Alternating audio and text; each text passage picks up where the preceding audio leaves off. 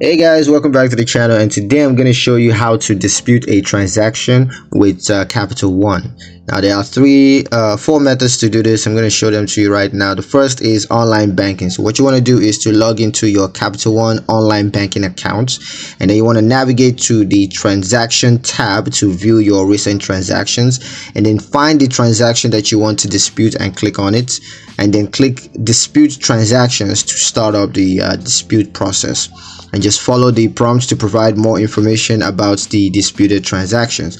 Now the second method is the mobile banking. So to do that on the mobile banking app, what you want to do is to first of all open the Capital One mobile app on your mobile device, and then log into your account using your username and password, and then just click on the transaction tab to view your recent transactions, and then find the transaction that you want to dispute and click on that, and then just click dispute transaction to start the dispute process.